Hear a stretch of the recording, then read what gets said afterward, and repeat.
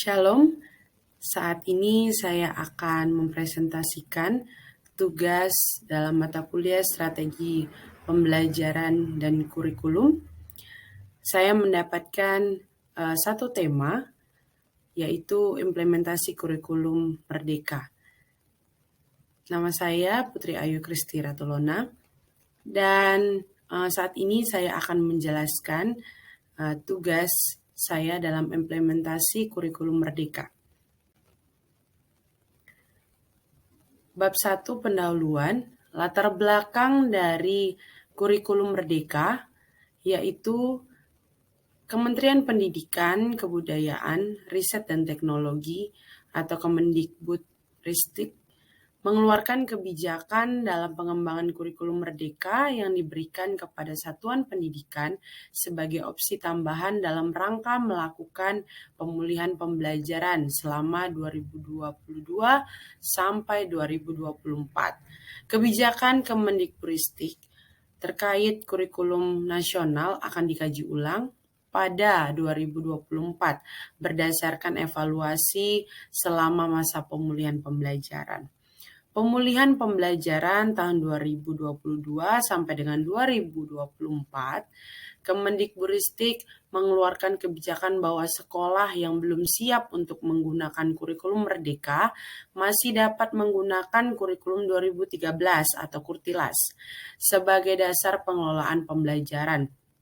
Begitu juga kurikulum darurat yang merupakan modifikasi dari kurikulum 2013 masih dapat digunakan oleh satuan pendidikan tersebut. Kurikulum Merdeka sebagai opsi bagi semua satuan pendidikan yang di dalam proses pendataan merupakan satuan pendidikan yang siap melaksanakan kurikulum Merdeka. Nah, itulah latar belakang kenapa pemerintah membuka atau membuat kurikulum yang baru, yaitu kurikulum Merdeka. Selanjutnya, di dalam tugas ini atau makalah ini, ya, ada beberapa rumusan masalah yang akan saya kaji atau saya jelaskan inti-intinya. Yang pertama, apa itu kurikulum Merdeka? Kemudian, apa konsep dasar kurikulum Merdeka? Yang ketiga, apa saja prinsip pembelajaran dan bagaimana pelaksanaan pembelajaran dalam kurikulum Merdeka? Yang keempat, apa saja kebijakan dari kurikulum Merdeka? Dan yang kelima, bagaimana implementasi dari kurikulum Merdeka yang saat ini sudah mulai dicanangkan dan sudah ada beberapa sekolah yang melakukan kurikulum Merdeka meskipun belum sempurna. Tujuan makalah ini, yang pertama saya nanti akan menjelaskan pengertian kurikulum Merdeka, yang kedua konsep dasar kurikulum Merdeka, yang ketiga prinsip pembelajaran dan pelaksanaan pembelajaran dalam kurikulum Merdeka, 4 kebijakan dari kurikulum Merdeka, dan yang kelima implementasi dari kurikulum Merdeka.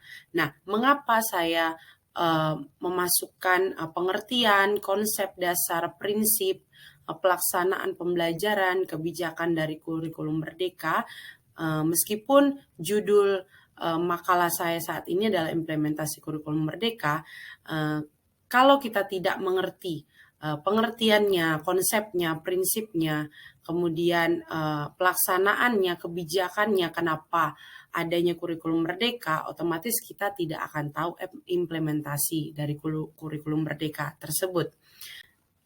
Kemudian saya akan membahas yang pertama tentang pengertian kurikulum Merdeka. Secara umum, kurikulum Merdeka merupakan kurikulum pembelajaran intrakurikuler yang beragam, di mana konten akan lebih optimal agar peserta didik mempunyai waktu yang cukup untuk mendalami konsep dan menguatkan kompetensi.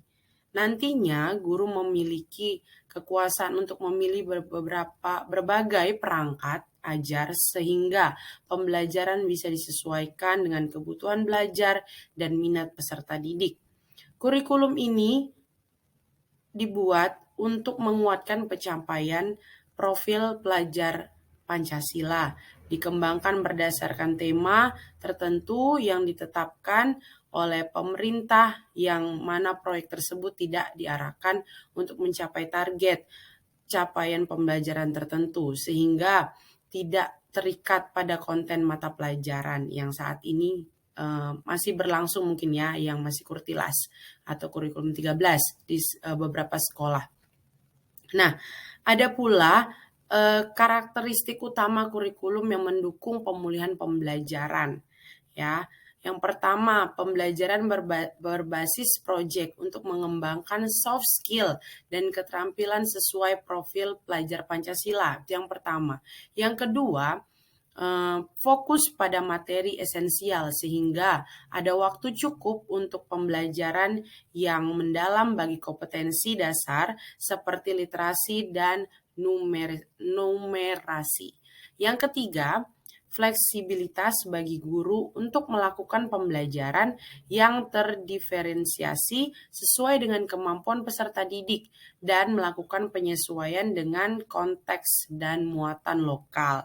Jadi tidak terpaku dengan nilai, ya, untuk karakteristik kurikulum yang baru ini. Nah, kemudian konsep dasar kurikulum merdeka.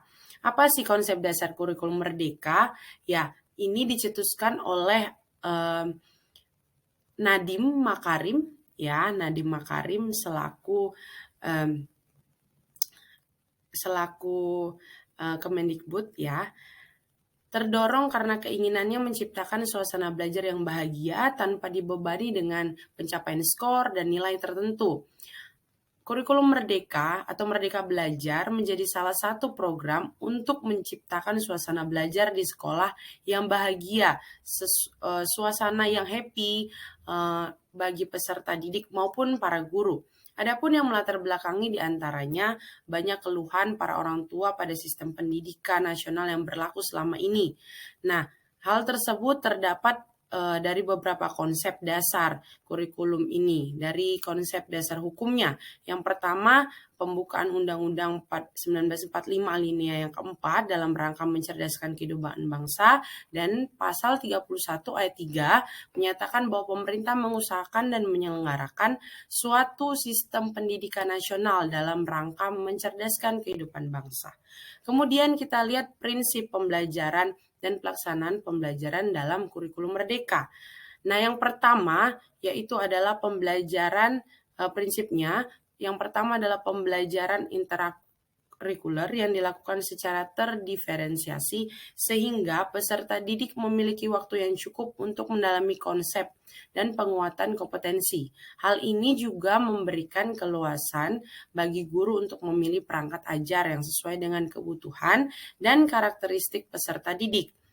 Yang kedua, pembelajaran kokurikuler berupa proyek penguatan profil pelajar Pancasila berprinsip pembelajaran interdisipliner yang berorientasi pada pengembangan karakter dan kompetensi umum. Yang ketiga, pembelajaran ekstrakurikuler dilaksanakan sesuai dengan minat murid dan sumber daya satuan pendidik. Pelaksanaan pembelajaran dalam kurikulum merdeka merupakan siklus yang dibagi menjadi 3. Yang pertama adalah asesmen diagnostik. Nah, di sini guru melakukan asesmen awal untuk mengenal potensi, karakter, kebutuhan, tahap perkembangan, dan tahap pencapaian pembelajaran murid. Yang kedua, perencanaan. Guru menyusun proses pembelajaran sesuai dengan hasil asesmen diagnostik, serta melakukan pengelompokan murid berdasarkan tingkat kemampuan. Jadi tidak semua anak-anak seperti dulu umum semuanya, tetapi disesuaikan dengan kemampuan mereka masing-masing. Yang ketiga, pembelajaran. Selama proses pembelajaran, guru akan mengadakan asesmen formatif secara berkala untuk mengetahui progres pembelajaran murid dan melakukan penyesuaian metode pembelajaran jika diperlukan. Pada akhir proses pembelajaran, guru juga melakukan asesmen sumatif sebagai proses evaluasi ketercapaian tujuan pembelajaran. Kemudian, kebijakan dari kurikulum merdeka. Ada 4 kebijakan tersebut yang dikeluarkan oleh Mendikbud kita Nadiem Makarim. Yang pertama, menggantikan UASBN atau ujian akhir sekolah berstandar nasional menjadi ujian secara otonom. Yang maksudnya adalah kebijakan sekolah. Kalau dulu UASBN-nya semuanya sama rata, soalnya sekarang hanya sekolah masing-masing yang akan mengeluarkan soal-soal. Kemudian yang kedua, menghapus ujian nasional. Tidak ada lagi ujian nasional. Yang ketiga, RPP atau rancangan pelaksanaan pembelajaran cukup 1 halaman, tidak banyak lagi halamannya, tidak berpuluh-puluh ya. Kemudian 4, zonasi diperlonggar ya, tidak hanya 1 zona untuk anak-anak bisa masuk sekolah tetapi diperluas kembali. Kemudian kita melihat implementasi dari kurikulum merdeka. Apa itu? Yang pertama, dalam beragam waktu dan tempat, proses belajar bukan hanya di ruang kelas, namun dapat diciptakan proses pembelajaran yang tidak terbatas oleh ruang dan waktu. Jadi tidak hanya di kelas, bisa di luar, mungkin di perpustakaan, di laboratorium, ataupun di luar sekolah yang bisa menunjang proses belajar anak-anak lebih mengerti. Ya. Kemudian 2, free choice. Dipilih peserta didik sesuai perangkat, program atau teknik belajar sesuai peserta didik dan mempraktekkan cara belajar yang paling nyaman sehingga kemampuannya terus terasah. Yang ketiga, personalized learning, menyesuaikan pelajaran dalam memahami materi dan memecahkan jawaban sesuai dengan kemampuannya, berbasis memecahkan sesuai dengan kemampuannya. Kemudian yang keempat, berbasis proyek. Peserta didik diajarkan menerapkan keterampilan yang sudah dipelajari dalam berbagai situasi. Jadi, pengalaman tersebut dapat diterapkan dalam kehidupan sehari-hari, bahkan nantinya bisa diterapkan dalam dunia pekerjaan. Yang kelima, pengalaman lapangan, link dan match di dunia pekerjaan sangat penting. Saat ini banyak sekali materi yang diajarkan di bangku sekolah atau kuliah, tetapi di lapangan pekerjaan tidak bisa diterapkan. Nah, yang keenam, masalah kekerasan bullying. Nah, Persatuan Guru-Guru Republik Indonesia diminta untuk bersikap arif dan bijaksana untuk menyikapi masalah bullying tersebut, sehingga anak-anak tidak jatuh di dalam bullying dalam sekolah atau pergaulannya. Dan implementasi kurikulum merdeka juga ada di kebijakan-kebijakan hukum. Ada di Permendikbud Ristek nomor 5 tahun 2022, nomor 7 tahun 2022, nomor 56 tahun 2022, keputusan Kepala BSKAP nomor 008 tahun 2022, yang kelima keputusan Kepala BSKAP nomor 009 2022 tahun 2022. Penutup, kesimpulan dari saya ya untuk implementasi kurikulum merdeka saat ini, pada dasarnya apa yang sudah dilakukan oleh pemerintah dalam hal mengimplementasikan kurikulum merdeka yang sekarang ini sedang disebarluaskan ke seluruh Indonesia dalam hal pendidikan ini sangat baik. Tetapi ada hal positif dan negatif yang saya ambil. Hal positifnya, pendidik dan peserta didik dapat berperan aktif dalam proses belajar dan mengajar. Peserta didik juga diajarkan untuk aktif dengan memiliki etika dan sopan santun, serta diajarkan untuk membuat proyek layaknya terjun langsung dalam praktek, mempraktekkan materi yang sedang mereka pelajari sehingga dalam praktek mereka kelak bisa dikatakan tidak kaget dalam dunia pekerjaan. Nah, tetapi ada hal negatifnya. Pendidik dan peserta didik diharuskan aktif dan mengerti tentang kemajuan teknologi saat ini. Memang hal itu dapat dipelajari, hanya saja tidak bisa secepat itu untuk mempelajarinya. Sedangkan pemerintah meminta agar kurikulum merdeka ini cepat dipraktekkan di lapangan.